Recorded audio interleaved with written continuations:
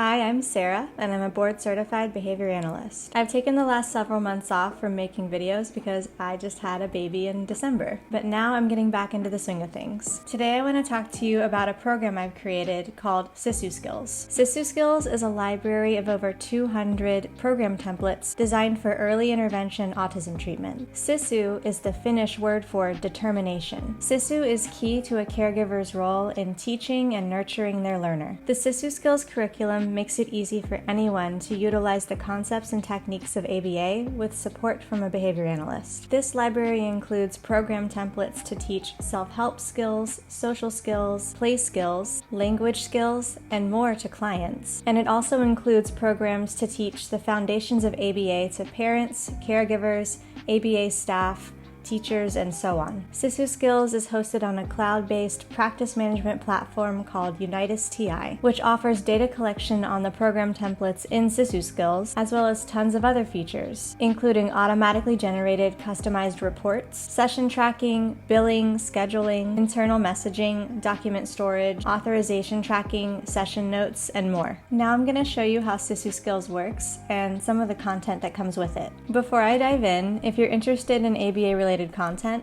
don't forget to like this video and subscribe to my channel. Now let's get started. I wanted to start out by showing you the different categories of program templates that come with Sisu Skills. So we have adaptive skills, which includes toilet training, trying new foods, dressing skills, and transporting communication materials. Caregiver training, so these are the program templates that we use to teach the fundamentals of ABA to caregivers, parents, ABA staff, teachers, etc. This includes reinforcement, functions of behavior, reporting ABC data, utilizing antecedent and consequence strategies, conducting practice assessments, and so on. Next is expressive language, so a lot of tacting programs, tacting specific items and categories like foods and drinks, fruits, vegetables, colors, clothing, more general common objects labeling, and then some more complex things like prepositions, functions of community helpers. After that is learning in a group, which includes sitting for group learning, responding to instructions,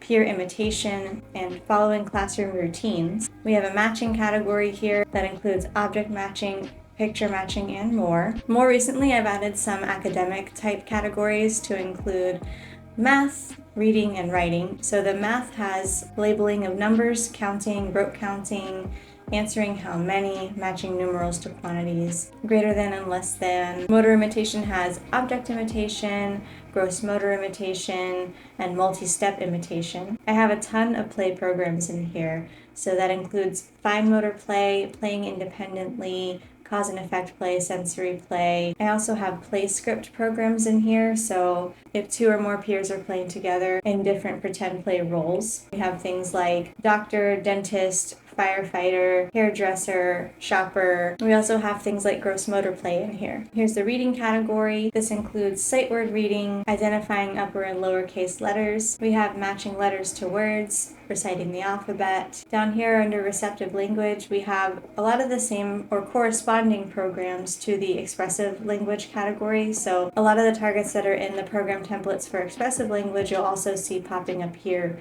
under receptive language. The requesting category is my personal favorite because teaching requesting is my favorite thing in real life as a BCBA. I also included some program templates for teaching requesting using AAC device or a picture exchange. I also have programs in here for requesting by saying yes and no, requesting to end an activity, requesting with peers, and requesting for actions. The safety skills category includes holding a trusted adult's hands, coming to a trusted adult when instructed, standing with the adult when instructed, stopping an action when instructed, crossing the street safely, and waiting when instructed. I have a lot of social skills programs in here as well. This includes following a point, gaining attention appropriately, responding to greetings and farewells, initiating greetings and farewells, turn taking, playing games, and more. I also have a toleration and cooperation program to work on things like allowing physical prompts. If a learner has a hard time tolerating physical prompts and is hesitant about it, we have a program to gradually increase their ability to tolerate that. This category includes accepting being told no, accepting removal of preferred items, playing at the table, transitioning to non-preferred tasks, and tolerating medical or dental visits. Here's one of the over 200 program templates included in Sisu Skills. This program is receptive labeling of vegetables. Just to give you an idea of what you're getting with these program templates, you'll see all this detail here. So these program templates include the category that they fall under, title, prerequisite skills required for learners to have before they work on these skills. This is receptive labeling of vegetables is the program template. Prerequisites are to be able to point out a variety of the most common items in their environment when instructed, so that now the learner can focus on learning a greater variety of the items within specific categories. This includes also a list of materials that you might need, a teaching procedure, the target response for the client, a list of program tags so it's easy to find this program template according to these tags that are entered here, the objective of the program, how to set it up, recommended data acquisition type. So whoever's in charge of assigning programs will determine what data acquisition type or data collection type you'll be using for the program. Here I've suggested discrete trial. The data collection types available on UnitedSTI include discrete trial, natural environment, probe, task analysis, frequency, and duration. It has a list of prompts that I would recommend using for this program as well here, so physical, gesture, redundancy. I wanted to show you this program in particular because this is one of the programs for which I've included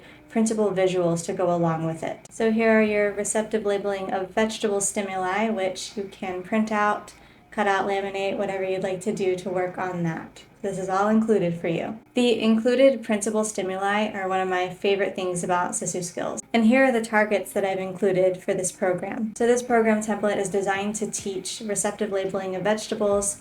The targets we have here include lettuce, tomato, onion, cucumber, pepper, mushroom, and so on. As you can see, this template, like all the templates, are written in layman's terms, so that people who are new to ABA can use them easily. Another thing I really love about these templates is that even though I have them fully fleshed out with lots and lots of detail for you, subscribers are still able to customize them so that they're individualized to their learners. Another thing I want to make sure you know about Sisu Skills is that it comes with 2 indirect questionnaire assessments to supplement the behavior analyst's assessment process. Get this, this is so cool. The behavior analyst, teacher, caregiver, etc. answers a series of multiple choice questions on these assessments, and then these assessments will automatically generate a list of suggested programming from the curriculum library based on the responses from the assessment. Here's a little sneak preview of the assessment we use to assess for the learner's skills. So we have questions on all these different categories here: requesting, toleration and cooperation, adaptive,